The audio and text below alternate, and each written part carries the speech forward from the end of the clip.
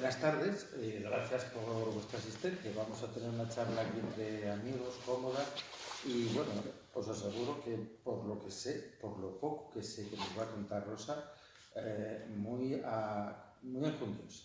Vamos a dejarla así. La conferencia se llama La gestión cultural de Asturias, en dos aspectos: los pequeños museos, el gasto excesivo, enorme que se ha hecho en una época determinada con la construcción de museos por los ayuntamientos, diferentes ayuntamientos, principalmente las cuencas, pero no solo en las cuencas, el excesivo gasto que se ha hecho, la escasa rentabilidad también de los buenos museos, es decir, de la buena gestión cultural que se está haciendo en Asturias, una comparativa, y también una parte que afecta a Avilés, que es el tema del el Centro Cultural Niemeyer en su primera etapa, en aquella que fue dirigida en la gestión cultural por Natalia Orbeso. Rosa Trapiello es gestora cultural, conoce muy bien todos estos temas. Fue gestora cultural del Ayuntamiento de Mieres, coordinadora de cursos nacionales de cine que organizó el Ministerio de Cultura en Oviedo. Fue directora de la revista nacional Videoactualidad, columnista en prensa escrita. Participó en el programa de televisión de Teleasturias Ni Más Ni Menos, y en la actualidad es tertuliana en el programa El Enjambre de Radio Intereconomía y responsable del programa de cultura y de entrevistas Samba Patí en Radio Intereconomía Asturias. Y vamos a empezar, Rosa, cuando quieras. El planteamiento inicial de la primera parte es este. Ha habido en Asturias y sigue habiendo un montón de museos, un montón de gastos en museos, con alguna finalidad que no sé si cultural o política, tú nos lo aclararás, y que bueno, tiene su cuestión. Bueno, pues en primer lugar, buenas tardes a todos y a todas, hay que ser políticamente correctos ahora mismo. Y bueno, dar las gracias a la Sociedad Amigos del País por la invitación, y a Joaquín Santiago, que está aquí a mi lado, sin lugar a dudas. Y es un placer estar aquí, y muchas gracias a todos los que estáis. Formamos parte, los que estamos aquí, de ese 10% de personas que acuden a actos culturales y de divulgación. Somos minoría, como se ve aquí hoy, ahora mismo. Pero la verdad que quitar tiempo de la vida de uno y hacer el sacrificio de venir a un evento como este, pues a una charla, es de agradecer. Por todo ello, pues muchísimas gracias de nuevo. Yo quiero hablar de gestión cultural en Asturias y en concreto de museos. Hablar de esto, en muchos casos, es hablar de la mala, ruinosa e ineficaz gestión, pero no se puede hablar en estos términos de todos los museos de Asturias. Eso sería imperdonable. Hay una serie de museos que están perfectamente, que funcionan muy bien y cuya gestión es un modelo. Estoy hablando, por ejemplo, del Museo de Bellas Artes de Asturias, que es un modelo de funcionamiento. Tiene al frente un magnífico gestor, por lo tanto, a este museo solo caben felicitaciones. Tienen unas exposiciones fantásticas, un fondo muy bueno y están llevando ese museo muy bien. Luego hay también museos como el del ferrocarril, las termas romanas, el Museo Arqueológico, una serie de museos muy bien gestionados, que son muy buenos museos en Asturias y que no hay absolutamente nada que reprochar a esos museos. Por lo tanto, como yo voy a hacer una parte crítica de museos en Asturias, quiero dejar claro que hay una serie de museos en Asturias que son estupendos, que no tienen ningún reproche. Yo me voy a referir a esos mal llamados museos, pequeños en tamaño y enormes en gasto. Los políticos hace unos cuantos años se los sacaron de la manga para contentar ayuntamientos y concejales, y aún continúan ahí, generando mucho gasto y poco beneficio cultural, estamos hablando. La historia de un pasado en Asturias, en los museos, pero que aún es presente esa historia. Un informe del Tribunal de Cuentas en 2020 no deja lugar a dudas sobre lo que hoy quiero yo plantear aquí, sobre lo que vamos a hablar, y refleja con una contundencia inusual el descontrol en las ayudas que hubo en Asturias a la minería del carbón entre el 2006 y el 2017. En total fueron 1.786 millones de euros. Esta cantidad no ha sido solamente para Asturias, ha sido para la minería del carbón, Asturias, León y Teruel. 1.786 millones de euros, que dicho así, bueno, pues a uno se le escapa tantísimos millones, ¿no? Esos millones se han movido según, porque lo estoy leyendo literal, según lo dice el Tribunal de Cuentas, esos millones de euros se han movido de forma ineficiente, irregular, discrecional e incluso de forma opaca. En todos los casos, al margen de las mínimas normas de contabilidad pública. Estamos hablando de 1.786 millones. De esa cantidad, 1.105 millones de euros se destinaron a infraestructuras y 681 a proyectos empresariales, sin que se elaboraran estudios, análisis o memorias que facilitasen información sobre el impacto de esos fondos aplicados. Estos son unas pequeñas líneas de un informe muy extenso y demoledor que surgió en el 2020 del Tribunal de Cuentas.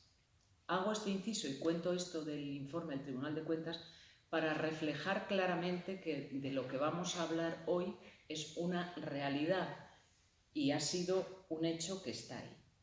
En Asturias tenemos una red de más de 70 equipamientos culturales, centros de interpretación y aulas didácticas.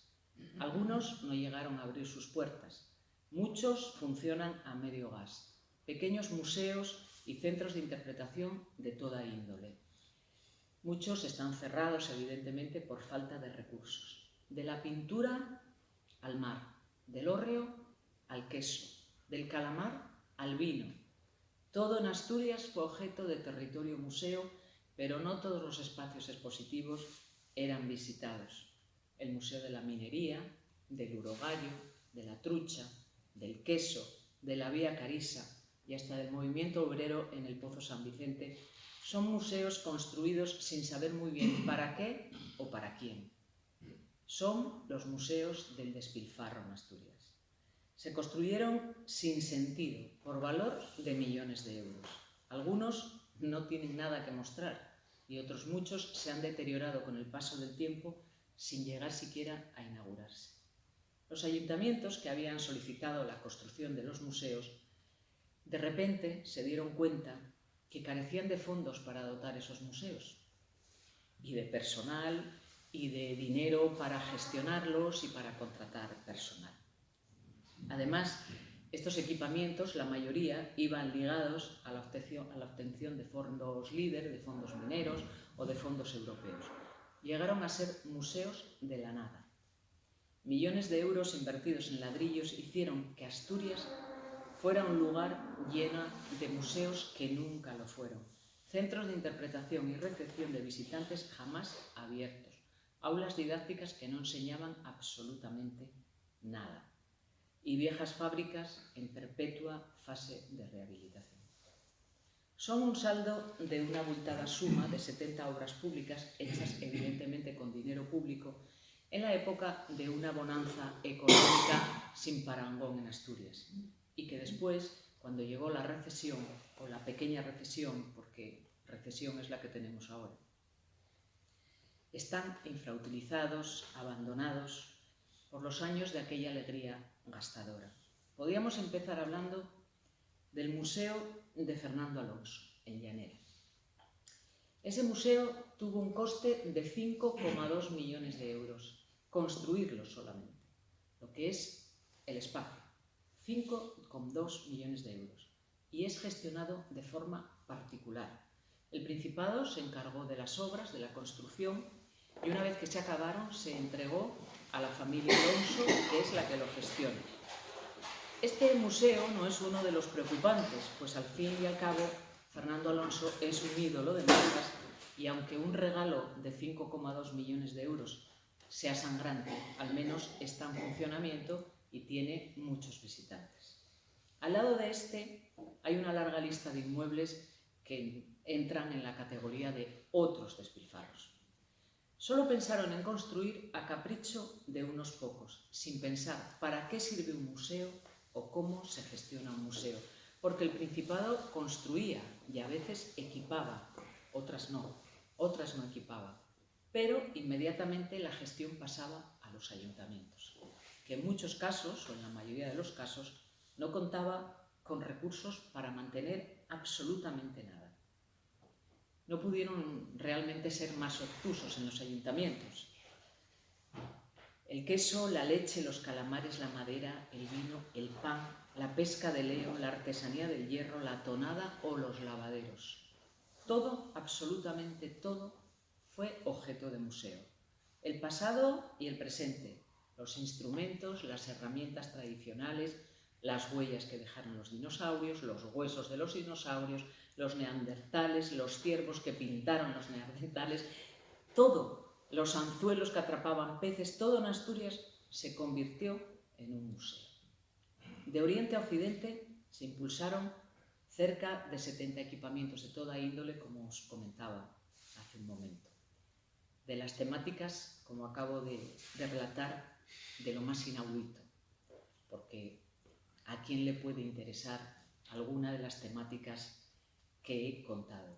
Sin embargo, algunos han tenido éxito, pero no todos. Algunos continúan cerrados y otros están con otros fines. Se encontraron con carencias con las que evidentemente no pensaban cuando pusieron en marcha los proyectos.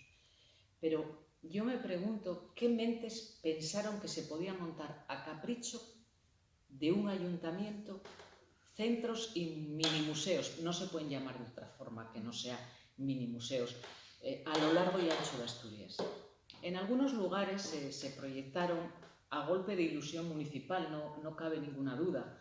O sea, los ayuntamientos generaron una ilusión y los ciudadanos pensando que se les iba a montar un museo y que ese museo iba a atraer visitantes y riqueza. Pero nadie estableció un programa de futuro en lo que a necesidades económicas se refería. Y unos lugares, si bien funcionan a medio gas, como por ejemplo el Centro de Interpretación de la Ría de Leo, que abre solo en contadas ocasiones, siempre coincidiendo con la temporada alta del turismo. También hay lugares que recurren a un guardés o a una guardesa para cuando alguien se interesa por su contenido en su continente. Pero esto conlleva situaciones desagradables, comentadas por algunos visitantes, pues son simplemente personas que tienen una llave para abrir ese lugar, que no saben dar ninguna explicación sobre el lugar ni tampoco lo desean en muchos casos. Pero en realidad la mayoría de los casos la exposición de estos espacios expositivos es muy escasa, no es nada alta y nunca es rentable para el territorio. Deberían haber sido un atractivo para el lugar donde se construyeron, deberían haber sido un motor para esos lugares, pero un museo etnográfico, un museo del vino, debería ser un aliciente para el lugar donde está construido, pero no fue así. La azucarera de Pravia, por ejemplo. Esa azucarera se inauguró en 1903 como un revulsivo económico para la comarca. Posteriormente fue abandonada por el desplome de los precios del azúcar y alberga hoy en día en su interior un gasto de más de 4 millones de euros para reconstruirla.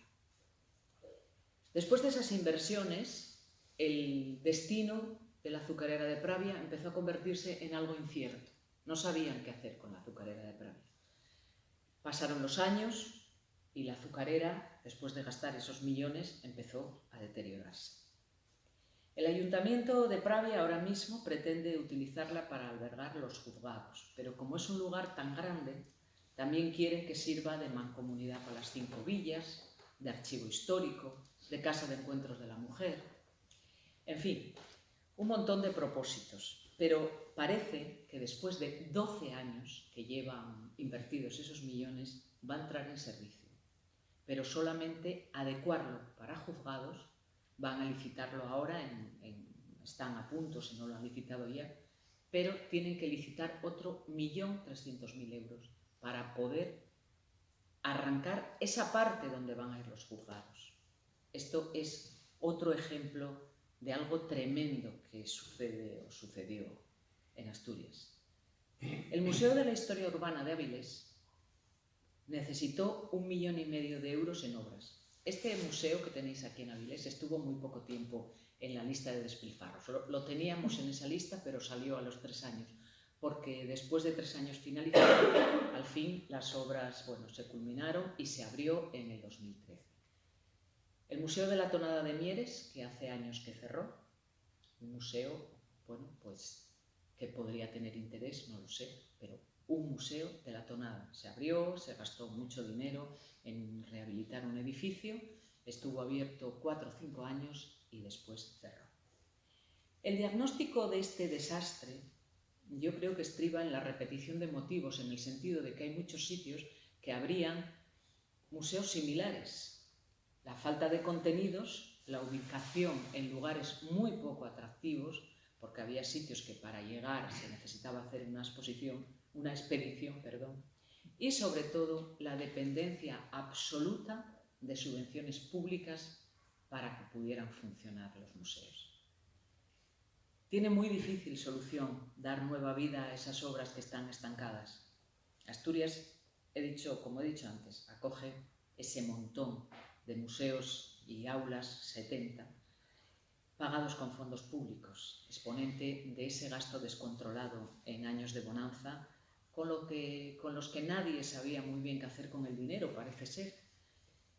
Y el modelo de gestión actual, que deberían, si quisieran retomar alguna de las cosas, el modelo de gestión debería buscarse entre los acuerdos entre los titulares de los centros, que en este caso suele ser la consejería, y quien lleve la gestión, que es en la mayoría de los casos también un ayuntamiento, pero marcando unas bases y poniendo atención en los beneficios que pudiera generar sobre el territorio y sobre los habitantes de la zona.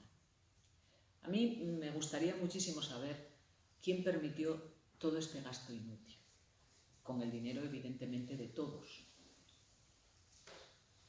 Las personas que permitieron esto deberían rendir cuentas no solo a los ciudadanos, también a otros niveles, pero han pasado demasiados años y evidentemente todo, absolutamente todo está prescrito. Me pregunto cómo es posible que el despilfarro de dinero público no constituya delito. En algunos casos, porque en otros casos el despilfarro de dinero público sí ha constituido delito, pero aquí, donde hablamos de tantísimos millones, no se constituyó delito alguno. La depuración de responsabilidades, bajo mi punto de vista, debería extenderse a los políticos que promovieron las obras. No es posible que los responsables de este desastre se hayan marchado, no todos. Algunos aún continúan en cargos públicos, pero es como si los ciudadanos no tuviéramos memoria o la tuviéramos selectiva. En total, esta fiesta que se gastaron fueron 72 millones de euros, casi 12.000 millones de las antiguas pesetas, invertidos en centros educativos, interpretativos y de servicios, casas de encuentro, aulas recreativas, entre otras ingeniosas ideas que después quedaron empantanadas y en la actualidad, como decía antes, muchos están cerrados y otros se utilizan para otros fines. Es el ejemplo de la Casa de Encuentros de Corbera, que con un gasto de 1,6 millones de euros fue demolida en 2013, sin llegar a inaugurarse. Después de pleitos entre consistorio, empresa constructora, entre lo que fuera, pero después de invertir 1,6 millones de euros, la demolieron. El Centro de Estudios Medioambientales de San Martín del Rey Aurelio, que costó 900.000 euros, llevó el mismo camino que este otro. Fue reducido a escombros. Había vecinos, bien porque había vecinos visionarios que entendieron que pronto aquello no tenía ningún fin útil, o bien por mera oposición política, las cifras son espeluznantes. En algunos casos, la testarudez de los políticos continuó y siguieron adelante, y hay un ejemplo como el Centro Tecnológico Forestal de la Madera, CETEMAS, en Carballín, Siero, ocupa un edificio que costó 1,7 millones de los fondos mineros. Se concluyó muchos años después de iniciar las obras. Estuvo sin utilizar años, se barajaron diferentes usos hasta retomar el proyecto tecnológico de la madera. La adecuación de nuevo del edificio costó 808.000 euros y las obras finalizaron en el 2015. Mención aparte no entra, quiero mencionarlo, aunque no entra dentro del grupo de este catálogo que estamos hablando de los 72 millones, pero mención aparte tiene el campus de Mieres, que aunque no figure en este bloque lo quiero comentar. El campus de Mieres tuvo una inversión de 130 millones de euros de fondos mineros. Se creó para 6.000 alumnos, tiene 500 y bajando. El Museo Castro Chao de San Martín, cerca de Grandas de Salime, su inversión 2.105.000 euros, abierto en verano.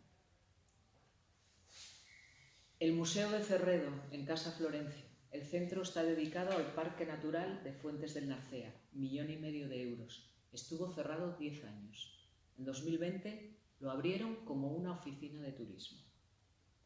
En el municipio de Llanes, donde está el ídolo de Peñatú, se montó un aula de interpretación. El Ayuntamiento de Llanes firmó un convenio para que un grupo de empresas asumiera la gestión del aula, que sería aula de mar y también el aula didáctica de Peñatú. Estos equipamientos estuvieron cerrados durante 18 meses y luego abrieron sus puertas a visitas concertadas previamente. Las empresas que cogieron esto pagaban un canon de 700 euros al año por esa cesión. ¿Cuántos años se necesita para un gasto de 1.913.000 euros que costó el Centro de Interpretación del ídolo de Peñatú? Pero no acaba ahí lo del ídolo de Peñatú. Hace más de 5 años que está cerrado. En Cangas de Onís tenemos la finca Les Llanes, el eje sobre el que giró un plan de Tini Areces, que fue presidente del Principado, un ambiciosísimo plan que él tenía para dotar al santuario de Covadonga de un ascensor panorámico, un macroaparcamiento y un centro de recepción. Está en situación de franco abandono. La posesión por la que el Ejecutivo asturiano pagó 3 millones de euros. Está en deterioro total y absoluto, en ruinas. El Centro de Artes Escénicas y Museo del Cine de Luarca. Costó 1,2 millones de euros levantarlo. No está claro para qué lo usan. Parece que ahora lo van a usar para el Museo del Calamar. En Degaña, las telarañas se hacen poco a poco con el centro de interpretación que abrieron. Y el desastre del caserío Acabanada, en Castropol, cuya compra fue de 1,2 millones de euros, es otro capítulo más de este inmenso cuento de la lechera. Así, hasta complementar una lista vergonzosa de proyectos faraónicos que, sobre todo si se calcula la proporcionalidad entre la inversión planteada y el presupuesto del ayuntamiento, donde se ejecutó la inversión, provoca risa. Voy a nombrar una serie de museos ya que están abiertos, que igual todos los conocéis o algunos asombra. Estos están abiertos, bueno, de la manera que abren estos museos, que es unas veces abren en verano, otras veces no abren, hay que llamar por teléfono. Museo del Vino en Cangas de Narcea. Aula didáctica del Oro en Belmonte de Miranda. Aula de la Naturaleza y Centro de Interpretación de la Payoza en Ibias.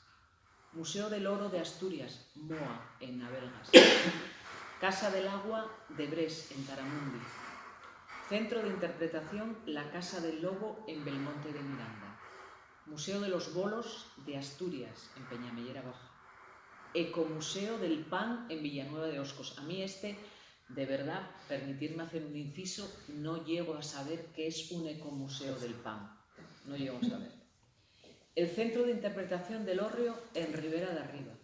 El Centro de Interpretación de la Artesanía del Hierro en Boal. Es un pequeño ejemplo. La lista es larguísima. Los despilfarros que se cometieron en el campo cultural y en otros campos por los gobiernos de una época en el Principado es lamentable. Pero más lamentable es que ocurra, y les puedo asegurar, o os puedo asegurar, porque somos 4 amigos y os voy a tutear, os puedo asegurar que ahora mismo continúa sucediendo lo mismo en otros campos.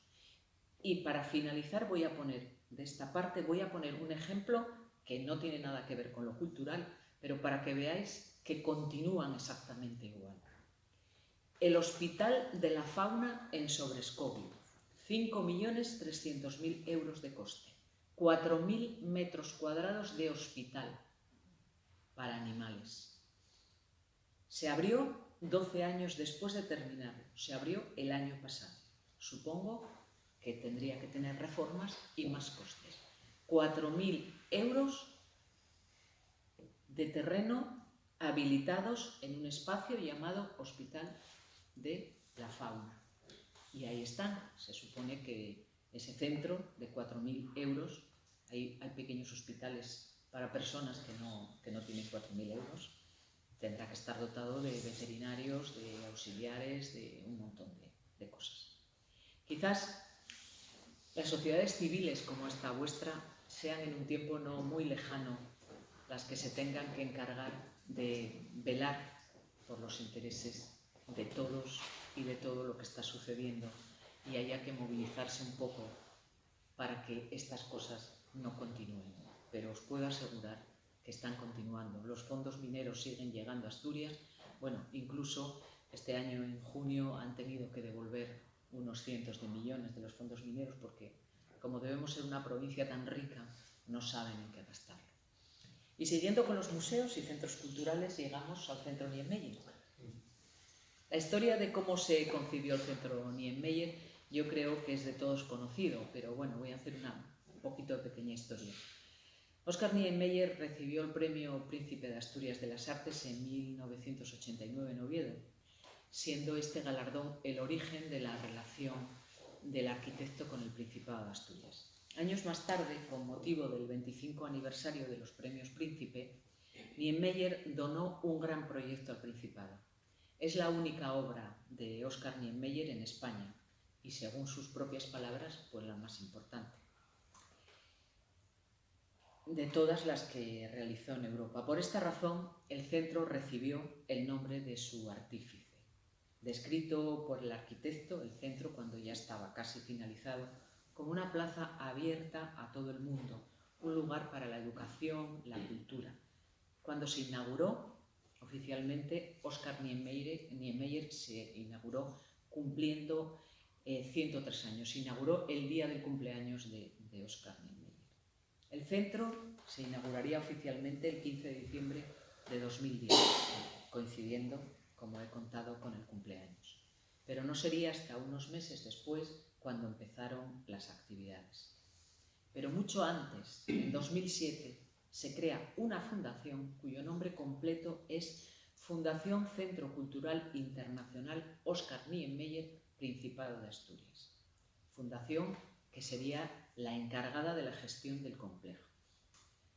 Las obras para construir el complejo Niemeyer, el coste y el presupuesto de las obras, fue posiblemente una anécdota en el panorama español. Su construcción costó 44 millones de euros y ese dinero no escandalizó a nadie, más que nada porque, por poner un ejemplo, el Guggenheim costó 133 millones a mediados de los 90 y la Ciudad de la Cultura de Galicia ha costado 400 millones de euros.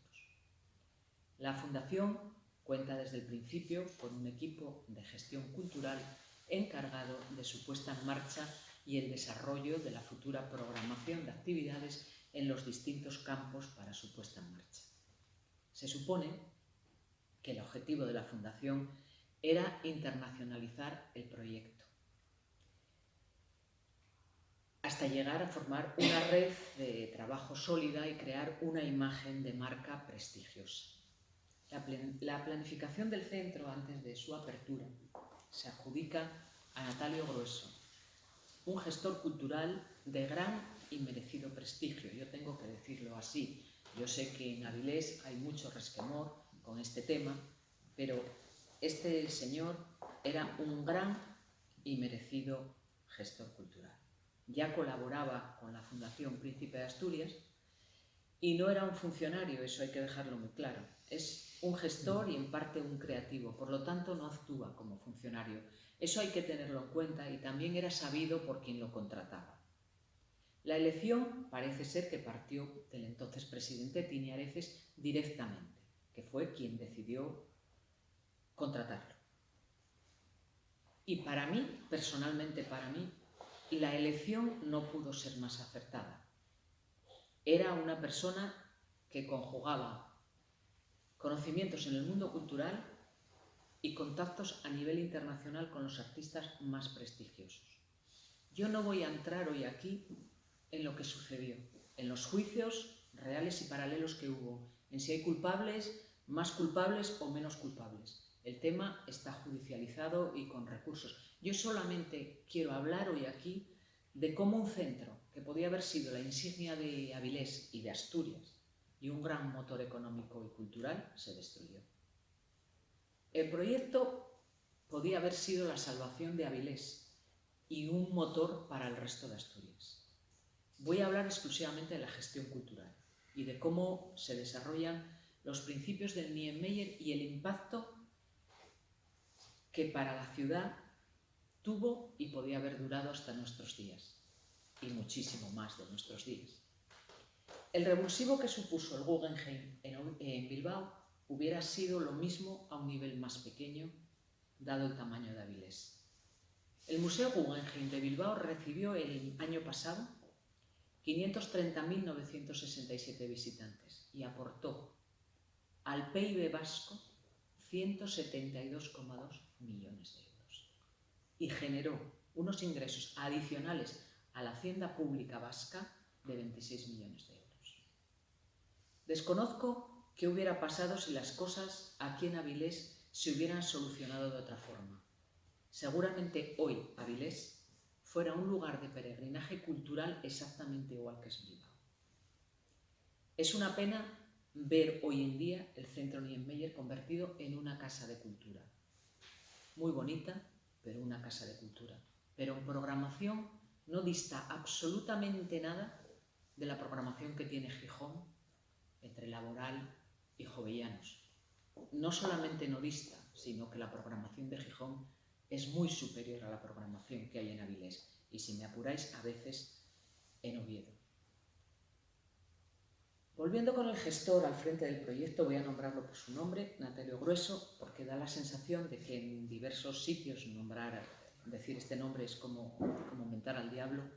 Tuvo, y lo digo algo alto y claro, una fantástica estrategia y una visión impresionante para que el mundo visibilizara lo que se estaba haciendo en Avilés. En realidad, el centro comenzó a funcionar mucho antes de existir. Para mí fue un triunfo estratégico. Cuando abrió sus puertas, tenían una marca consolidada, un estilo de trabajo, una programación, importantes acuerdos, miles de amigos en Facebook. Habían salido en el New York Times y en más de medios de 100 países. Avilés era una ciudad con un potencial enorme y con un espacio, el Niemeyer, lleno de posibilidades. Intentaron, yo creo desde mi punto de vista, conjugar dos cosas. Convertirla en una ciudad de referencia. Quizás podría haber sido al estilo de una cool city, al estilo de lo que es hoy en día Aviñón. El Centro Niemeyer iba a ser un gran contenedor cultural, una fábrica de producción de contenidos y una piedra angular de un proyecto mucho más ambicioso de transformación económica y territorial.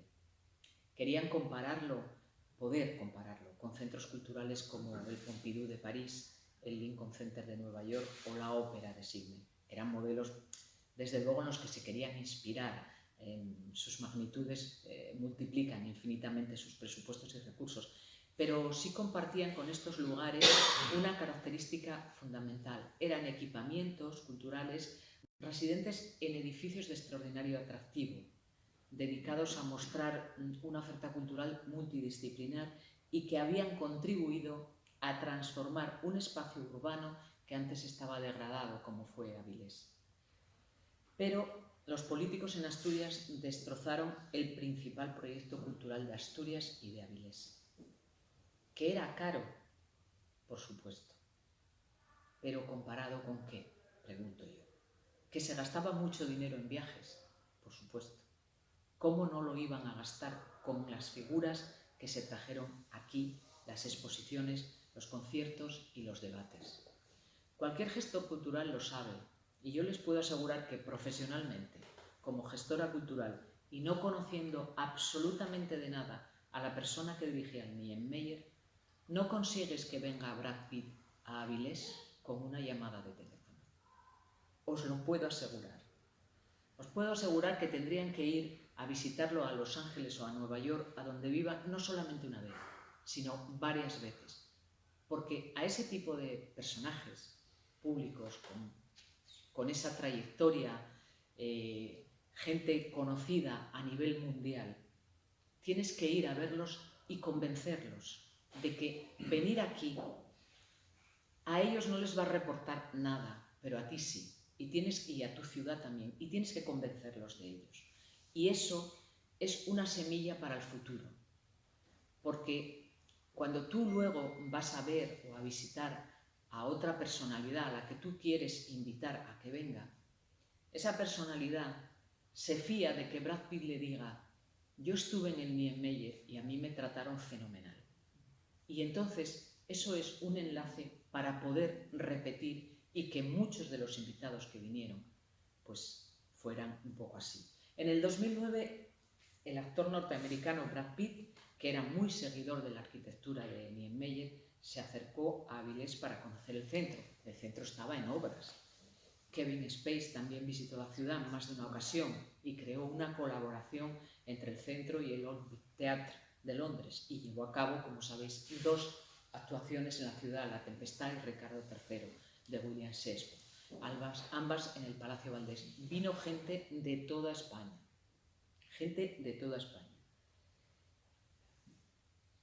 Un lugar, Avilés, que muchísimos artistas de los que pasaron por aquí no sabían situarlo en el mapa.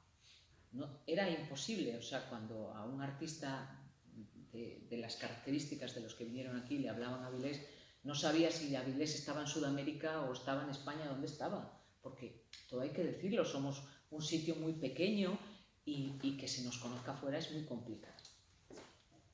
Los impactos publicitarios en el mundo, cuando aquí estuvo tocando Woody Allen o cuando actuó Kevin Spacey, no hay dinero que lo pague. Esos impactos publicitarios, eso si hubiera que utilizar dinero público para pagarlo, no se podrían pagar. El Centro Niemeyer tuvo un presupuesto para actividades de 1,1 millones de euros, con cerca de un millón de visitantes el poco tiempo que estuvo abierto. El presupuesto del Guggenheim en 2021 ascendió a 30.208.828 euros y los vascos están encantados. Todo iba maravillosamente bien y todos querían estar en las actividades, más bien en las fotos. Alcaldesas, ministras, consejeros, presidentes, hasta que las luchas de poder, que luego acabaron con denuncias en las que, como dije antes, no voy a entrar, pasó lo que pasó en el Niemeyer. Acabó siendo una caza de brujas en el sentido de que todo el mundo de repente se hizo a un lado, antes, durante y después. Murió un centro cultural por donde pasaron, entre otros, Kevin Spacey, Jessica Lange, Paulo Coelho, Walt Soyinka, Enrique Morente, Paco de Lucía, Carlos Saura, Woody Allen, Gilberto Gil, John Mayall, Yo-Yo Ma, Bárbara Hendricks y Amaral, y donde The New York Times llegó a celebrar una sesión de sus célebres conversaciones.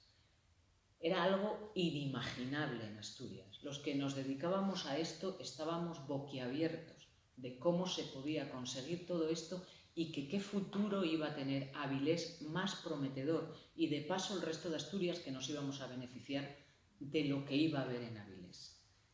Las exposiciones comenzaron con una exposición de Carlos Saura, hecha ex professo para el Niemeyer. Al final, esta exposición costó 450.000 euros. Ya sé que podéis estar pensando, 450.000 euros y estar escandalizados, pero no. El artista al principio pedía 1 millón de euros, pero los problemas, cuando empezaron a surgir problemas, Natalio Grueso tuvo que pedirle que tenía que bajar el caché porque no le podían pagar. No le podían pagar más que 450.000 euros. Pero no se hay que escandalizar y voy a explicar por qué. Carlos Saura cobraba entonces 1 millón de euros por guión. Y la exposición que realizó aquí no era un guión, era muchísimo más que un guión. Fue el trabajo de un año, cuando un guión pues lleva mucho menos. Por lo tanto, él cobró su tarifa. Nos puede sonar a mucho dinero, pero esto mismo está pasando en el Guggenheim. O sea, traen artistas que cobran 2 millones de euros, pero los gestores que hay en el Guggenheim saben muy bien el reporte que va a tener esto. Porque, por ejemplo, esta exposición de Carlos Saura era una producción propia del Niemeyer, y esa exposición hubiera sido una exposición que iba a tener un recorrido, porque como había sido una producción de aquí, esa exposición se iba a lanzar a muchos sitios, que iba a generar un dinero. Tú cuando haces una exposición de ese tipo, que tú la gestionas y, vamos a decir entre comillas, la compras, esa exposición desde Avilés iba a partir a muchos sitios que la iban a contratar y iban a pagar por ese contrato. Luego, ese dinero invertido en un principio iba a reportar beneficios a lo largo del tiempo, pero para todo eso había que dar tiempo, que no se dio tiempo. Un jueves 15 de marzo de 2012 finaliza el plazo de cesión de los edificios del Centro Niemeyer a la fundación del mismo. Ese día entregan las llaves del complejo. 1 millón de visitas y casi 250.000 entradas vendidas para exposiciones, conciertos y ciclos de cine. Se cerró un telón de un fantástico proyecto que solo debería haber traído riqueza a esta comarca, como la que produce Bilbao. Si hubieran procedido a una hipotética marcha atrás en su estrategia y entablado negociaciones con el equipo gestor, o hubieran cambiado el equipo gestor, si el equipo gestor había cometido irregularidades, el equipo gestor era muy bueno, pero en España alguno más hay que pudiera ir en esa línea y se hubiera contratado y punto. Pero no lo entendieron, ni el potencial cultural a corto plazo, ni el económico a medio largo. ¿Qué hubiera sucedido si no hubiera pasado lo que pasó? Si alguien hubiera pensado, aparte de en política, hubiera pensado en Avilés, en la comarca, en la generación de ingresos y en lo que hubiera supuesto que Avilés siguiera con el Niemeyer exactamente igual que cuando empezó, cuando hubiéramos tenido un Guggenheim llamado Niemeyer. Pues ¿qué hubiera sucedido? Pues yo creo que Avilés hoy brillaría como brilla Bilbao. No hubo caso. Fue un tren perdido y una ocasión única. Son trenes que solo pasan una vez. Por Avilés pasó y se perdió, pero no por culpa de los avilesinos, por culpa de unos políticos que se enzarzaron en historias que luego hicieron que salieran cosas que están sub iudice, que ahí no vamos a entrar, pero había otros gestores culturales que se podían haber hecho cargo, igual que los hay en el Guggenheim de Bilbao, tan buenos como los que hubo aquí.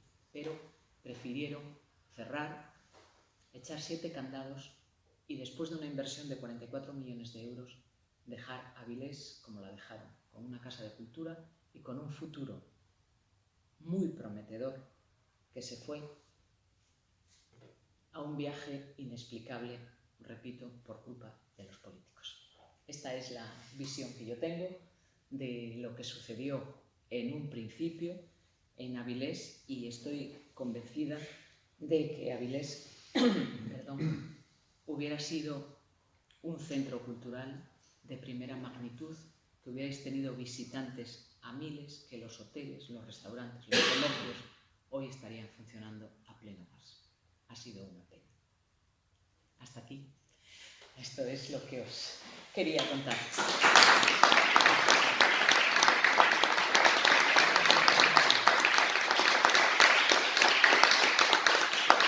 Muchas gracias. Bueno, gracias a ti, Rosa. Bueno, la exposición, tanto la primera como la segunda, bueno, fueron, yo, de verdad, estoy maravillado. Primero por el análisis que has hecho de los museos, de los micromuseos estos, y segundo, pues lo valiente que ha sido desde el punto de vista cultural a la hora de hablar de la gestión del Niemeyer en su primera fase. Yo no sé, abrimos el turno de preguntas, yo creo que ya podemos, ¿no? Camilo. Otra ventana, Rosa, otra ventana que nos abres hoy con un tema que, bueno, pues yo confieso de que no había reparado demasiado, ¿no? Te garantizo que repararé.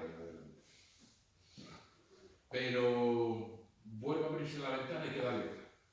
Ahí queda abierta. No reaccionamos, los ciudadanos no reaccionamos. Estamos adormecidos, ¿eh? Bien. La cantidad de millones que has mencionado, estoy seguro que de alguna manera deberían influir en el presupuesto del ayuntamiento, un año, 2 o 6, y en beneficio de los avilesinos. Esto refiriéndome al medio. Sí. Pero en el resto de los museos, pues, para Asturias en el presupuesto del Principado. Yo creo que ya está bien. Yo creo que ya está bien. El que tú vengas hoy aquí, que me parece estupendo, magnífico. Quizás venga otro mañana y nos abra otra ventana y otra y otra y otra. Pero ha llegado el momento en que hemos de reaccionar. Hoy nos hablas de todo eso y ¿qué tipo de solución podemos tomar los ciudadanos desde nuestras respectivas posiciones para, por lo menos, intentar resarcirnos de toda esta barbaridad que han cometido estos señores? Y segunda pregunta que te quiero hacer. Con respecto al Niemeyer, está perdida la situación del Niemeyer, es decir, nadie puede retomar en España, de verdad, no hay un gestor cultural en España, una gestora, al cual se le pueda fichar y decir, toma, ahí tienes este muerto que nos dejaron en su día, de esta manera. Supongo que será conocido en el ambiente de los gestores culturales y tienes 5 años para revivir esto. O ya están muertos. Ahí se quedó como cemento y adoremos el cemento. A la primera pregunta, yo te diría que sociedades como esta, que lo dije antes en la intervención, sociedades como esta vuestra, podríais tener un peso importante en este tipo de cosas. Porque sois los únicos ahora mismo, porque ya quedan muy pocas asociaciones, sociedades, grupos de personas que se junten para debatir, y seríais los únicos que de alguna forma podríais presionar, o no presionar, sino estáis preparados para hacer escritos a la administración con las quejas de lo que está sucediendo. Las personas individuales no llegamos a ninguna parte y colectivos cada día hay menos. Pero yo creo que las sociedades como esta se tienen que hacer fuertes y son las que yo creo que al final van a ser las que tengan que dar la cara por todos los ciudadanos. Y a la segunda, y muy a mi pesar, está perdido. Todo lo que pasó en el Niemeyer pesa tanto, que es muy difícil levantarlo, porque tú has dicho una cosa, bueno, tiene usted 5 años para levantar esto. Tienen que estar de acuerdo muchas personas y muchos políticos, por desgracia, porque esto depende, hay que invertir mucho dinero. Esto cuando arrancó, parece ser que Tini Areces era consciente de que había que gastar mucho dinero, y su equipo, de que había... O sea, acabo de decir antes el presupuesto que tiene el Guggenheim, que tuvo el año pasado, 30 millones de euros. Hay que ser valiente y arriesgarse, pero yo creo que, desde mi punto de vista, el Niemeyer está perdido, para que sea un gran centro cultural. Yo vengo de la empresa privada, Rosa, permíteme, me callo ya. Yo vengo de la empresa privada y he visto levantar empresas, ya no solamente en suspensión de pagos, como se llamaba antes y ahora concurso de acreedores, sino en quiebras técnicas. Sacar a empresas, porque es una situación legal por la que pasa la empresa, sacar a empresas de quiebras técnicas y no veas las cuantías. Por supuesto. Y se sacan. Pero mira, cuando la imagen de un centro cultural se daña, como se dañó este, tú date cuenta que hasta Woody Allen pidió venir a declarar en un juzgado. Dijo, déjenme ir a declarar.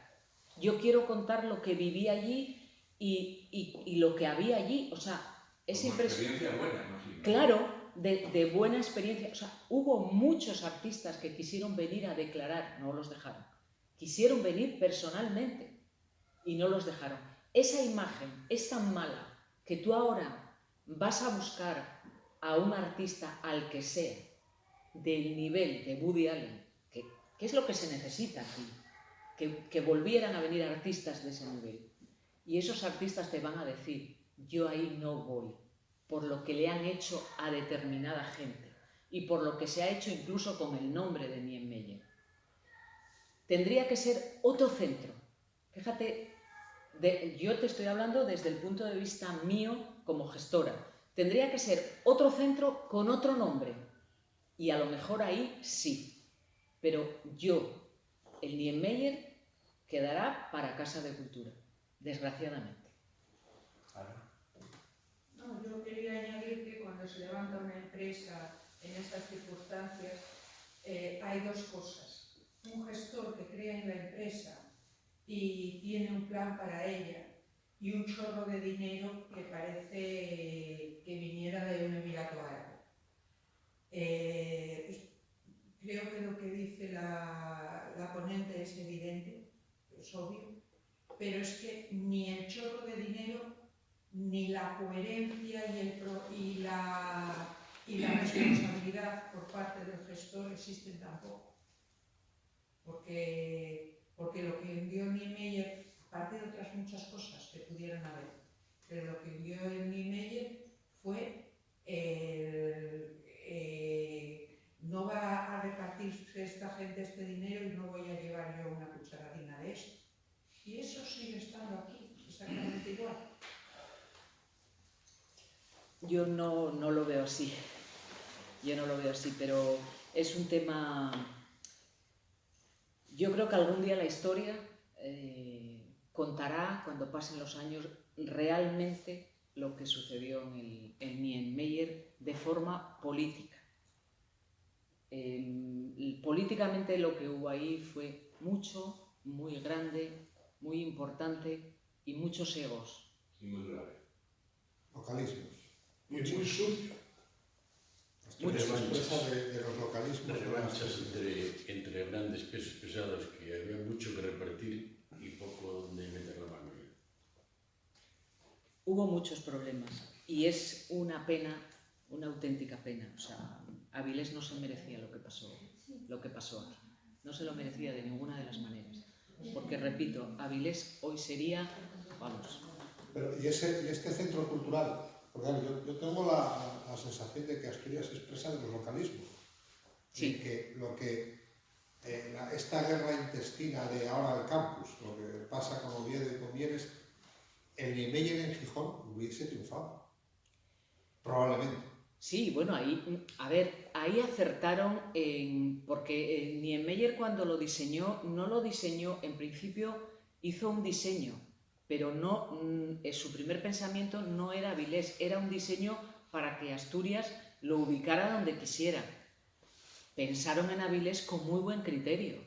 La zona de la ría estaba degradada, lo hicieron un poco a imagen de lo que había pasado en Bilbao. Pero Bilbao es la capital, Bilbao es el centro neurálgico y Avilés es la tercera. Sí, pero no importa, o sea, yo ponía antes el ejemplo de Aviñón, o sea, es que aunque sea un sitio pequeño, Avilés está muy bien comunicado, por lo tanto no había ningún problema. Decidieron Avilés, yo creo que muy bien pensado.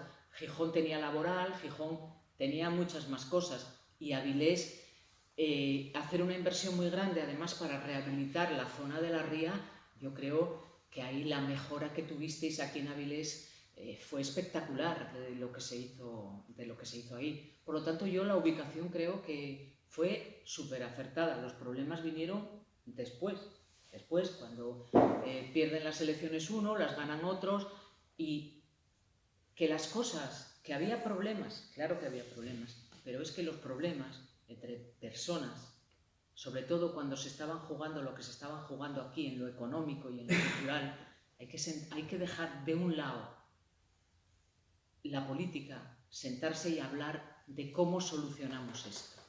¿Cómo lo solucionamos? ¿Apartamos a estos señores? Si hay que apartarlos, se los aparta. Antes de apartarlos vamos a buscar a otros, que sean tan buenos como estos. y que todo continúe y que no salga nada a la luz a poder ser. Pero es que aquí, en Avilés, lo que sucedió fue que esto fue como una telenovela radiada. O sea, todo el mundo sabía, todo el mundo hablaba, todo el mundo vio los expedientes, todo el mundo vio si faltaba dinero, si llegaba, si uno llevaba. Yo no, eso no lo he visto. Yo sé por la prensa y sé por lo que he visto cuando comparecieron en la Junta del Principado, las personas que hablaron, pero que hubo un juicio, que hubo una condena, que hay un recurso, pero los que trabajamos en la administración, yo he sido gestora cultural en la administración pública muchos años, es diferente a la gestión cultural de un centro como este, porque cuando te dan un centro y dicen esto es lo que tienes, desarrolla un trabajo, eso es creativo totalmente, ¿no? Tú cuando trabajas en una administración estás sujeto a una serie de cosas, o sea, en la administración pública, por ejemplo, en un ayuntamiento, tú dependes, cambias cada 4 años de jefes, cuando hay elecciones, y dependes, cuando esos señores entran, los nuevos o que continúan te dicen yo tengo un programa,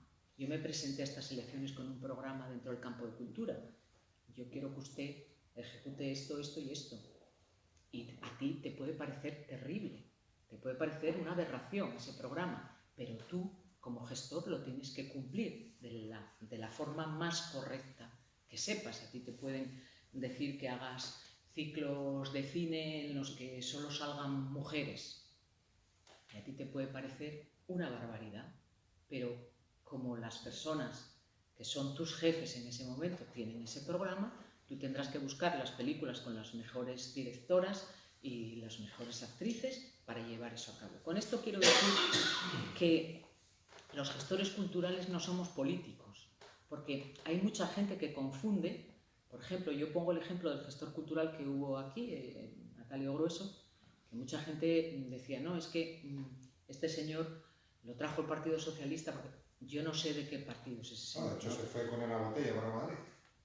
Luego está trabajando para el Partido Popular. O sea, un gestor cultural trabaja para un partido, para el otro y para el de más allá. O sea, tú haces tu trabajo.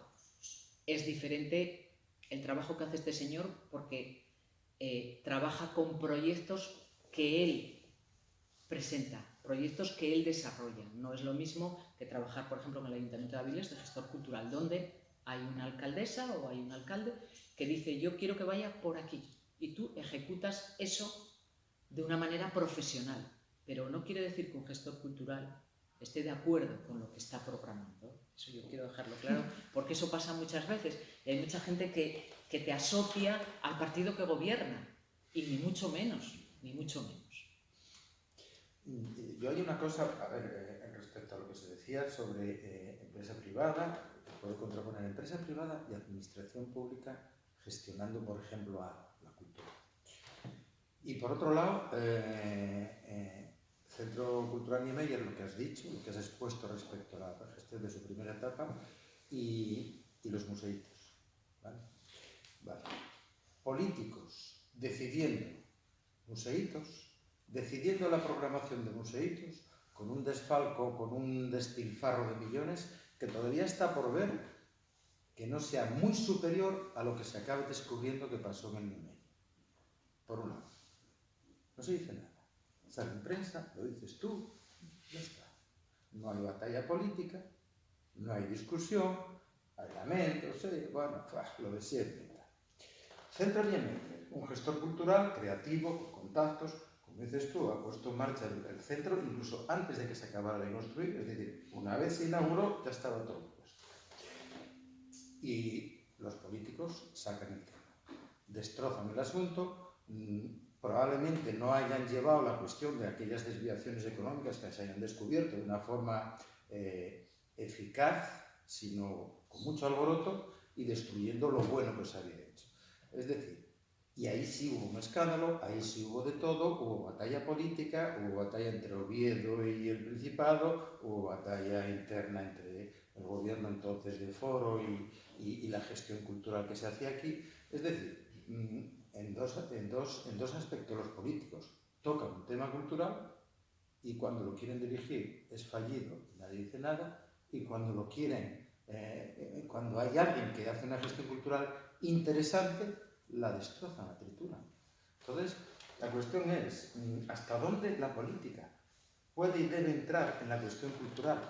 O la pregunta que te quería hacer a ti como gestora cultural, ¿qué tiene que tener un museo o un centro cultural en términos generales, pero desde el punto de vista cultural, para que sea una gestión cultural? ¿Cómo se decide? ¿Cómo se decide? Este museo lo vamos a poner aquí y vamos a hacer esto. ¿Qué tipo de estudios habría que dejar hacer a los técnicos, a los que saben, y no a los políticos? A ver, mira, un museo... Es una reflexión y es una Sí. pregunta. Es todo.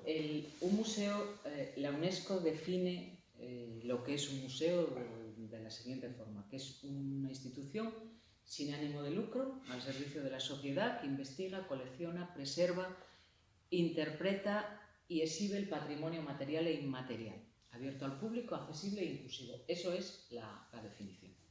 Un museo lleno de personas es un museo, evidentemente, que goza de buena salud y de éxito. Y es cierto, porque atrás quedó esa idea de museo como depósito. Hoy los museos no pueden ser depósitos.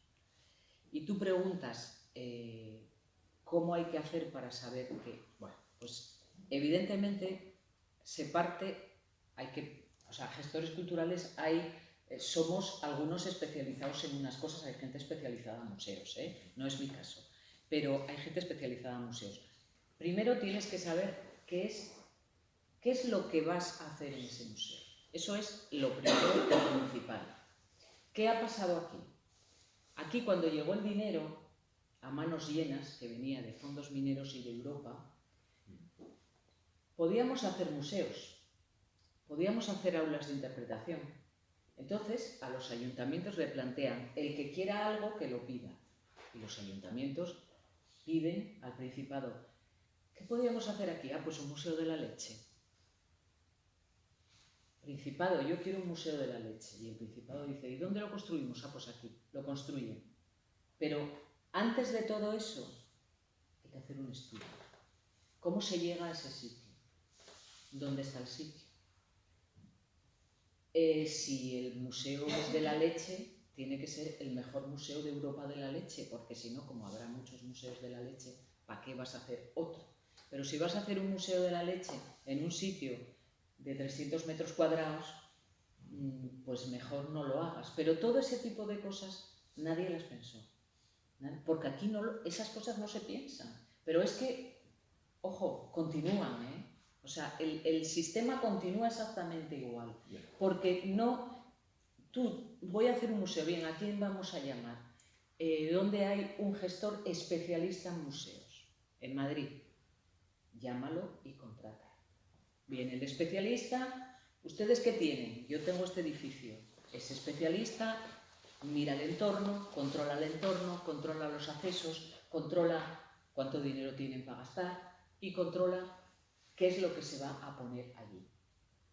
Y hay veces que puede decir, mire, aquí no pueden hacer ustedes un museo, porque mire, para llegar esto es tremendo, se necesita hora y media el coche, aquí no va a venir nadie, no tienen ustedes ni un bar aquí cerca, o sea, hay 4 viviendas. Los especialistas están para eso, pero es que no los llama nadie, porque es que hay un tema con el asunto cultural, en los políticos entran a todo, porque yo voy a poner un ejemplo. En el Principado, cuando tienen que hacer una carretera, al ingeniero nadie le discute si la proporción de grava y de no sé qué tiene que ser 3x2 o 4x5. A ese no le discute nadie. Pero cuando se habla de tema cultural, sabe desde el último concejal hasta el penúltimo alcalde. Entonces, claro, eso se convierte en un problema tremendo, porque se meten en todo sin saber. Hay excepciones, evidentemente, como en todo, hay excepciones. Pero para montar un museo requiere un estudio profundo. Aquí no hubo estudio de ningún tipo, de ninguno. Y luego, claro, un museo, tú abres un museo y no puede ser un contenedor, no puede ser una caja donde tú hayas metido 4 barricas de vino, o si hablamos del Museo del Vino, y unas copas y botellas y no sé cuánto más. No, porque eso, el que lo quiere ir a ver, lo ve una vez y ya cuando lo han visto los del entorno, ya no van a volver, porque no vas a ver siempre lo mismo. Por eso un museo tiene que ser algo vivo. Y un museo, aparte del fondo que tengas en el museo, tienes que tener muchas cosas más. Tienes que estar permanentemente con actividades que traes de fuera, con otras exposiciones que complementas lo que tienes, con aulas didácticas, que ahora mismo está haciéndose muchísimo y es el Museo de Bellas Artes lo hace mucho con niños, que es el futuro además. El Museo de Bellas Artes sábados y domingos tiene visitas guiadas para familias, tiene visitas para niños. Bueno, hay una serie de cosas que son las que se deben hacer además si quieres que los niños de hoy sean los futuros usuarios de museos y de centros de arte. Hay que también enseñarles y formarles. Eso también es una pena porque no todos los padres están dispuestos a llevar a sus hijos a este tipo de centros. Creo que sí comentó algo al respecto, pero por experiencia propia quería señalar que quizá haya en toda esta vida de los museos un caso, que siempre tiene que haber una excepción, en el que yo creo que es un caso de éxito, que es el MUJA. Sí, no lo nombré, es un museo de éxito. Yo lo llamo, el MUJA lo llamo museo entre comillas, porque sí, porque no tiene nada a auténtico. Ver, es un sitio que es como un centro de entretenimiento, es más un parque temático de dinosaurios de cartón piedra, muy entretenido, es muy visitado, a los niños les gusta mucho y todo el mundo se hace fotos tumbado debajo del dinosaurio, o de los huevos o de ese tipo de cosas. Pero es un parque temático del dinosaurio, lo llevan bien el museo, la gente que lo lleva muy bien y es muy visitado, es indudable. Pero para mí se sale de lo que es concepto museo, pero sí es un lugar que funciona muy bien, que tiene muchos visitantes, muchísimos, y sobre todo familias con niños. Sí, las únicas verdaderas exposiciones que se hacen son las temporales, que ahí es donde generalmente, si no siempre, traen material de interés científico. Exacto. No sé si hacen aportación en el terreno de investigación, etcétera. Creo que no, pero tampoco me puedo... Pero colaboran con otros centros en el MUJA. El director científico colabora con otros centros que llevan estos temas. Entonces, no es que haga investigación, pero sí está al tanto de otras cosas. Es decir, que algún tipo de movimiento y de viabilidad. A ver, no lo hemos nombrado, hay más museos. En Asturias, yo he hecho una reflexión y he hablado de los museos que a mí me parecen despilfarro. Hay más museos en Asturias que funcionan, Nombré unos cuantos, el del ferrocarril, el de Bellas Artes, que no me canso de nombrarlo porque yo creo que los asturianos lo visitamos poco, muy poco. Le iba a preguntar qué opinaba de la gestión reciente del Museo de Bellas Artes. Muy buena, me parece fantástica. Me parece que el director que hay en el Museo de Bellas Artes, el Museo de Bellas Artes tuvo una época que estuvo muy flojo y desde hace unos años, desde que lo retomó la persona que estaba al frente, el Museo de Bellas Artes, vamos, es que yo puedo decir que luce. O sea, el Museo de Bellas Artes está funcionando mejor. No, vamos, yo del Museo de Bellas Artes de Asturias no puedo decir nada más que maravillas, porque está funcionando fenomenal, está implementando cosas estupendas, está implicando a mucha gente, a gente joven, luego está trayendo exposiciones buenísimas, porque aparte del fondo que hay en el museo, que ya es un fondo muy importante, está, bueno, ahora mismo la exposición de los fondos Masabeu, que siempre tiene exposiciones interesantísimas. Yo digo que el Museo de Bellas Artes es un museo que, vamos, cada 15 días vas y no te cansas, porque se pueden ver siempre cosas novedosas. No, el Museo de Bellas Artes a mí me parece impecable. Impecable. Y luego hay otro caso, de museos o de gestión extraña y política de un tema de museos. Vamos a ver, nosotros tenemos en cuanto unas cuantas cuevas de pinturas paleolíticas, sobre todo del Nalón hacia el este y el tercio, ¿no? La mitad norte, en ese cuadrante, ¿no? Bien, está la cueva de Tito Bustillo. Yo miro a Altamira y tienen ahí Altamira como la joya de la corona, y hay una colaboración, hubo una colaboración, me sigue habiendo, entre el Gobierno de Cantabria y el Banco de Santander. Hay una entidad privada que apostó por la región, también son de allí, etc. Bien, tenemos la cueva de Tito Bustillo, que yo creo que tiene el mismo tipo de gestión que tenía hace 40, 50 y 60 años. Es una cueva de visitas limitadas, porque bueno, el río sube, etc. Este tipo de cosas, ¿vale? Llega el momento en Asturias también, creo que con cargo a los fondos mineros, de hacer algo con el paleolítico asturiano. Y se decide que haya un centro de interpretación en Tevera. Perdón. Sí. Y después, paralelamente, el Ayuntamiento de Ribadesella reacciona y pone un centro de interpretación al lado de la cueva sin ninguna conexión. Tú puedes ir a la cueva por unas vías, con una explicación, con un personal diferente, y luego vas al centro de interpretación y hacen frotan palos para que haya fuego, ese tipo de cosas. Entonces, yo no veo coherencia ahí, y al final hubo una batalla política. El alcalde de Ribadesella era de un partido, el gobierno regional era de otro, el de la Federación Asturiana de Municipios era de ese partido. Bueno. Localismos. A ver, en Asturias yo creo que seguimos siendo, y no se moleste nadie lo que voy a decir, provincianos. O sea, seguimos siendo muy provincianos. O sea, se siguen peleando en Oviedo y en Gijón. O sea, los de Oviedo, los de Gijón, o sea, son cosas. Si somos 4 pelados, si somos como un barrio de Madrid, ya hemos bajado del 1.000.000 de habitantes. Con lo cual, yo incluso me sorprende cuando hay actuaciones. Por ejemplo, hay una actuación, esto ya no tiene que ver con los museos, hay una actuación, viene un cantante o una compañía de teatro a Gijón, y a la semana siguiente viene a Avilés. Yo de verdad no lo veo coherente. Vale que a lo mejor el de Gijón no quiere venir a Avilés o el de Avilés a Gijón, pero si es que no hay, o sea, los espacios, los tiempos son pequeñísimos de ir de un sitio a otro. O sea, esto para una persona que viva en Madrid o en Barcelona le provocaría risa, diría, pero ¿cómo que hay la misma actuación en Gijón que en Avilés con una semana de diferencia? Señores, pónganse de acuerdo también y gestionemos a veces los dineros de otra forma, pónganse de acuerdo, y a lo mejor se podrían traer muchas más cosas, muchísimas más cosas, si estuvieran de acuerdo. Y oye, esta semana viene a Gijón no sé quién y la siguiente a Avilés el otro y el otro, pero son gastos, duplican gastos en la mayoría de los casos. Y yo es algo que no entiendo, que una misma compañía de teatro actúe. Se ha dado el caso de actuar en Oviedo, en Gijón y en Avilés hace unos meses. Pero ¿qué pasa con las asociaciones culturales como esta, Rosa, aquí en Avilés? Habrá 4, 5, 6. Todas están.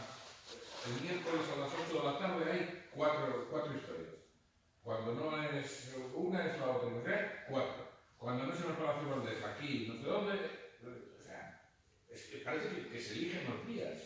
Eso a mí me resulta inconcebible porque es que yo creo que dentro de este mundo lo que hay es que sentarse y hablar mucho, y entre todos. Yo creo que si todo el mundo se reuniera, las asociaciones, si de vez en cuando la gente se reuniera a hablar y a ver cómo podemos mejorar y gestionar todo este tipo de cosas, pero no, lo que sucede en muchos casos es que sea primero la mía, la asociación mía la mejor. Esto no pasaría, seguro que no pasaría. Si ahora mismo hay otra cosa aquí, a 20 metros hay otra cosa, a la misma hora. Claro, yo sigo llamándolo localismos, o sea, que claro. Tener muy poca visión, es tener muy poca visión. Pero bueno. Muy bien. Yo quería una pregunta más.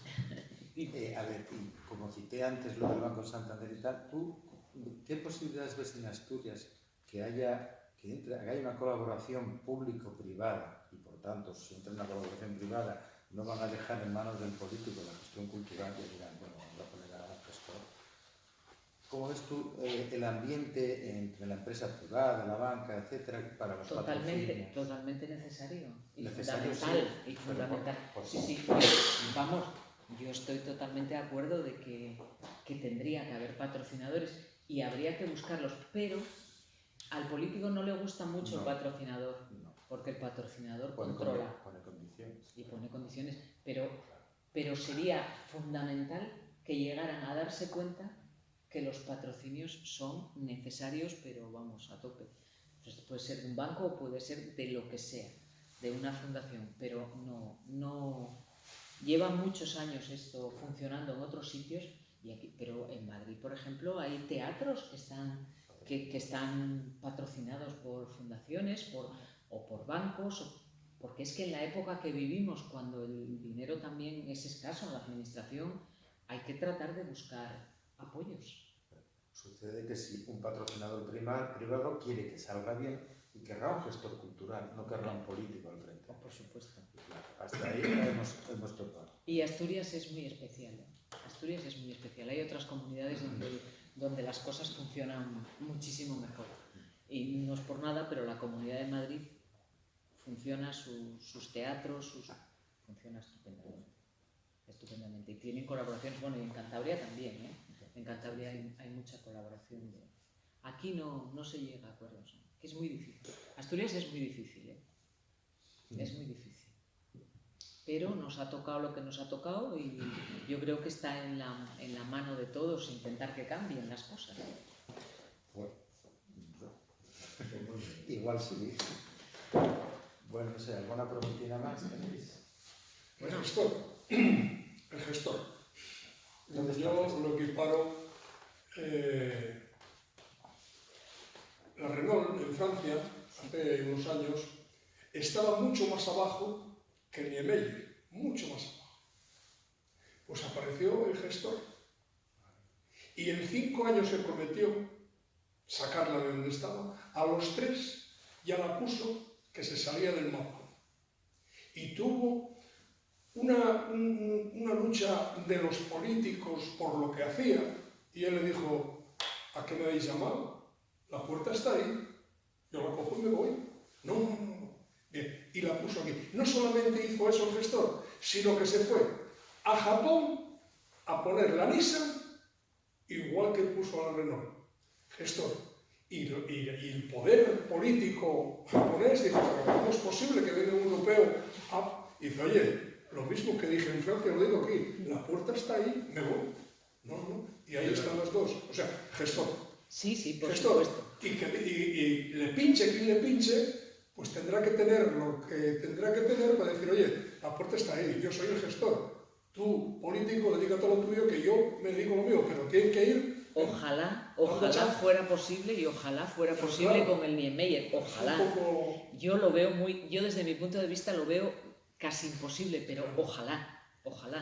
Un día llegará alguien, pero es que en Asturias es todo tan complicado con los políticos que lleguen a decirle a un gestor: ahí tienes el Niemeyer, levántalo de nuevo. Es que se matan entre ellos, porque el que gobierna lo dice, pero el que está en la oposición se pone en desacuerdo. O sea, y vuelven otra vez a las andadas, porque aquí, cuando pasó lo que pasó con el Niemeyer, no pensaron en ningún momento ni en Avilés, ni el potencial que tenían entre manos, ni lo que iban a tirar a la basura. Los 44 millones de euros que costó la construcción. Fue solo una lucha intestina entre políticos.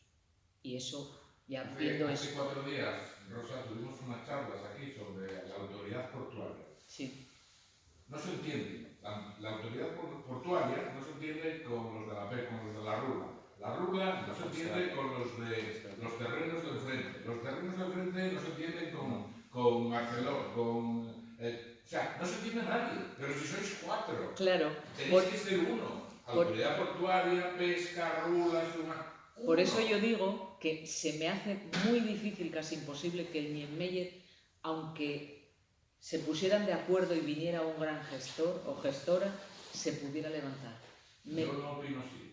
Ojalá, a mí me daría una gran satisfacción, que un día el Niemeyer volviera a ser lo que fue, lo que pudo haber sido y no Si fue. pasa con la autoridad portuaria, repito otra vez. O sea, un tío que se encarga de rúgula de autoridad. Pero para eso sueldos. tienen que decirte, tiene usted lo que el señor acaba de explicar con la Renault.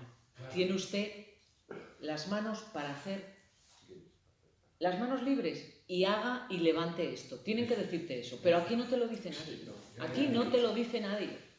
Aquí empiezan los localismos y si gobierna no sé quién, los otros van a poner pegas porque no se piensa en el bien del ciudadano en estos momentos. No se piensa en el bien. Porque lo que había aquí en Avilés, si alguien hubiera pensado en lo que sería el Niemeyer para la provincia, ya no digo solo para Avilés, digo para la provincia en general. O sea, no hubieran hecho lo que hicieron. No lo pensó. En ese momento entro como un elefante en la cacharrería y entro. Y no hubo más. Y eso la historia a la larga, lo contará y yo creo que eso será un demérito para muchas personas. Ya, pero yo entre tanto no me beneficio de ello. Por supuesto. Que los avilesinos hoy, la gente con negocios, hubiera sido un sitio próspero. ¿Cómo está? Yo pongo sin parar el ejemplo de Bilbao. Vale, que Bilbao es mucho mayor que esto, pero es que es el ejemplo, en vez de tener un PIB de 127 millones, pues aquí a lo mejor lo había de 30, pero qué bienvenidos hubieran sido. ¿Cómo iba a estar Avilés? Sido lo que pasó con el Niemeyer, yo creo que es la vergüenza de Asturias para muchos años.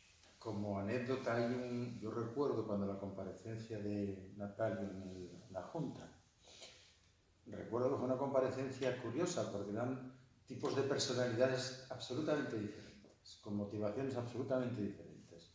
Unos políticos que estaban cruzando, asaeteando a un gestor cultural que era en realidad un creativo. No tenía nada que ver, hubo diálogos curiosos allí. Diálogos de suba, sí. Hubo una frase que pareció una frase prepotente quizá, que a él...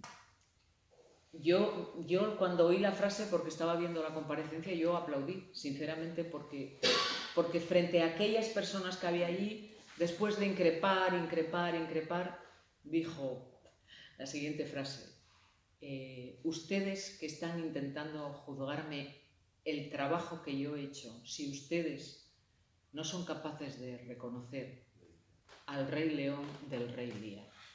Y claro, aquello le sentó un poco mal, pero con toda la razón del mundo, porque tú sabes lo que habías hecho aquí, que luego hubo los problemas que hubo económicos, que yo también, no es por sacar una lanza, pero los que trabajamos en lo público sabemos que muchas veces hay que cambiar capítulos, porque a lo mejor tienes un capítulo para publicidad de no sé cuantísimos miles de euros que no lo vas a gastar porque no lo necesitas, y lo necesitas en un viaje que es fundamental, y entonces dices, oye, voy a cambiar, y realmente no es legal, porque la ley eso no lo permite. Pero tú no te estás llevando nada para tu casa, tú estás cambiando un capítulo de aquí para aquí, pero cuando alguien quiere rascar, sí.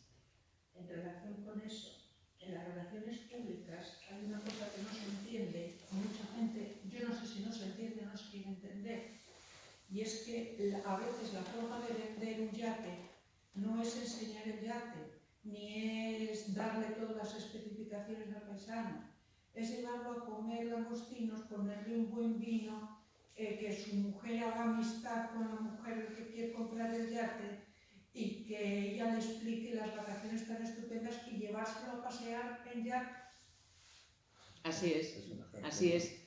Es un ejemplo. Mira, yo te voy a dar otro ejemplo de un presidente de una multinacional que decía una frase que era la siguiente: ¿cuántas langostas hay que comer para llevar los garbanzos a casa? Y suena muy rimbombante y tal, pero es que es una realidad, es un poco el mismo ejemplo que tú acabas de poner. O sea, es así. A ver, mi padre fue en relaciones públicas y un día acababa de cenar opíparamente. Le llamaron de la empresa porque venían unos americanos que se había retrasado el vuelo y allí salió a comerse una langosta con los americanos. Se pilló un empacho que dijo toda la vida que nunca más en la vida comía langosta. Pero allí se regó el vino, se puso Así es. whisky y se fue de señor. Así es. A lo que había que ir. Correcto. Y eso a veces es que lo llevaron, es que se gastaron no sé cuánto en vino. Oye, que estabas invitando a cenar a Woody Allen, ¿qué ibas a pedir? El tinto de la casa. Exacto. Eso es, eso es. O sea, cuando la gente salía en prensa, cuando determinados políticos se rasgaban las vestiduras diciendo es que Brad Pitt costó el billete que iba a venir en turista. Pero señores, o sea, estamos locos. O sea, el actor más internacional del mundo, ¿en qué va a venir? ¿En business? ¿Cuánto va a costar el billete? 7.000 euros, pues tendrá que costar. Y vino gratuito y tú lo tienes que alojar en el mejor hotel. Y cuando vas a comer, si pide un vino que cuesta 1.000 euros, te tienes que callar la boca, aunque tú pienses, qué despilfarro, Dios mío. Pero es que eso es lo que él toma en su vida habitual. No, entonces, es que no es que lo que toma, es que hay que sacarle un vino español mejor que el que él toma. Mejor que el que él pide y decirle, hombre, sí, a ver, los vinos californianos son fantásticos, aquí tenemos este y este, que son los que has pedido. Pero mire, este vino de Cangas de Narcea, que ganó este premio y este otro. Bueno. No, hay vinos, oye, cuidado, hay una lanza a favor de los vinos de Cangas, que no son los vinos que bebimos cuando que tenemos la idea de aquel vino que te dejaba el barrillo por el fondo del vaso, y lo que hoy se sirve en Cangas de Narcea es no solamente muy bueno, sino muy caro y muy difícil de encontrar. Vino que antes se cortaba con cuchillo. Y se barría. Pero Bueno, pues... Sí, yo creo que nos quedó claro a todos este tema y yo me alegro porque, bueno, una veces tiene dudas de que la gente pueda comprender la postura que yo traía aquí sobre los principios del Niemeyer. Yo lo tengo muy claro y eso que tú has aportado ahora es así. O sea, tú cuando traes un invitado, si quieres que luego vengan otros invitados, lo tienes que agasajar como se debe y lo tienes que llevar a comer al mejor sitio y la factura puede subir a no sé cuantísimos euros. Y es que es así. Es que no se gasta en otras cosas, se gasta en eso. Porque el señor no cobra. Brad Pitt cuando vino aquí no tuvo caché. Entonces, ¿cómo va a venir? ¿Qué va a venir en Ryanair? O sea, pues no, pues tendrá que venir en el mejor vuelo, en business, y lo tendrá que... Bueno, estuvo alojado en este hotel en el que tenemos, fue donde estuvo alojado, y bueno, pues agasajarlo como merece, lógico. Pues sí. Bueno, pues nada. Muy Pues bien. oye, es estupendo porque ha habido mucho coloquio y hemos charlado fenomenal, que Eso sí, normalmente... con poca o más gente siempre hay coloquio, aquí nosotros... Pues siempre. estupendo. Nada, muchas... Sí. Es que estoy recordando una frase de la anterior alcaldesa, Pilar, cuando Niemeyer, que decía que esto sería otra insidesa para Vilés. Hubiera sido, pero ella luego se puso de lado. Sí, Se puso de lado y de perfil.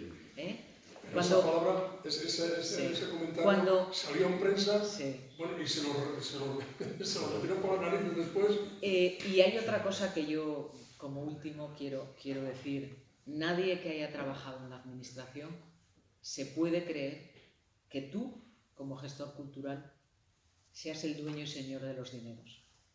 Tú no ves un euro en cash. O sea, el dinero, las facturas llegan a donde tengan que llegar, al estamento que hayan establecido, y esas facturas llegan ahí y esas facturas se pagan desde la intervención. Y esas facturas se fiscalizan al cabo del año.